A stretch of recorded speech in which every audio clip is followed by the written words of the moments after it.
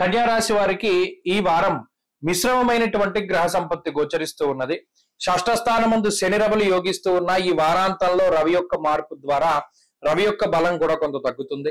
శనేశ్వరుడు యోగిస్తూ ఉన్నారు. నవమ స్థానమందు గురుడు యోగిస్తూ ఉన్నారు. చంద్రుడు ప్రధానంగా ఈ వారంలో అనుకూలించేటువంటి గ్రహంగా చెప్పవచ్చును. జన్మకేతువు, సప్తమ రాహువు, సప్తమ బుధుడు, సప్తమ శుక్రుడు కూడా మిశ్రమమైనటువంటి ఫలదాతలు. కాబట్టి కన్యా రాశి వారికి ఈ గ్రహస్థితి ఎలా ఉంటుంది అంటే సర్వసాధారణంగా వెళ్ళిపోతుంది. ఎక్కడ వీరిని ఈ గ్రహస్థితి ఇబ్బంది పెట్టదు.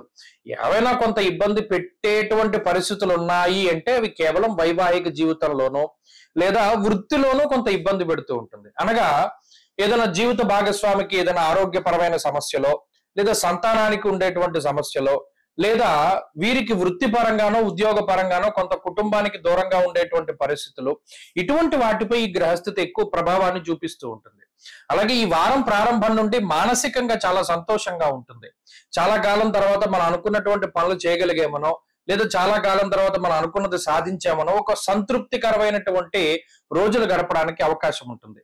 అలాగే ఆరోగ్యపరమైనటువంటి ఇబ్బందులు ఏవైతే గతంలో ఉన్నాయో వాటి నుండి రికవరీ కాగలుగుతారు. అనారోగ్య సమస్యల నుండి రుణ బాధలు మనం తగ్గించుకోవాలి, లేదా ఏదైనా ఒక వస్తువు కొనాలి అంటే దాని మీద మీ దగ్గర ఉండేటువంటి ధనం తక్కువ, రుణం కోసం ముందుకు వెళ్ళేటువంటి పరిస్థితుల్లో ప్రభుత్వ పరంగానో లేదా మరేతరత్ర అవకాశాలు ఏదైనా రుణాలు పొందేటువంటి మార్గాలు ఉన్నాయి. వాటి ద్వారా చక్కగా ధన ప్రాప్తి అనేటువంటిది కలుగుతుంది. ఏదైనా అప్పు చేసి ఒక స్థలమో పొలమో ఇల్లో వాహనమో బంగారమో ఏదో ఒకటి కొనుగోలు చేయగలుగుతారు. అలాగే ఆర్థిక భారాన్ని తగ్గించుకునేటువంటి ప్రయత్నం చేస్తారు. కొన్ని సందర్భాల్లో చాలా తెలివిగా వ్యవహరిస్తూ ఉంటారు, చాకచక్యంగా వ్యవహరిస్తారు. మాట పట్టింపులు తగ్గించుకునేటువంటి విధంగా ఈ రాశి వారి యొక్క తీరు ఉంటూ ఉంటుంది. ఎందుకులే గొడవలు పెట్టుకోవడం, గతంలో అంటే మనం ఆ పరిస్థితుల్లో ఉన్నాం కాబట్టి అగ్రెసివ్ గా వెళ్ళాం కదా, ఇప్పుడు అటువంటి పరిస్థితుల్లో మనంతా కోప్పడవలసినటువంటి వాతావరణం లేదని సామరస్యపూరితంగా ముందుకు వెళుతూ ఉంటారు. కుటుంబ సభ్యులతోటి, స్నేహితులతోటి, బంధువులతోటి అందరితోనూ కూడా చక్కగా మితంగా మాట్లాడుతూ ఉండేటువంటి పరిస్థితులు ఉన్నాయి.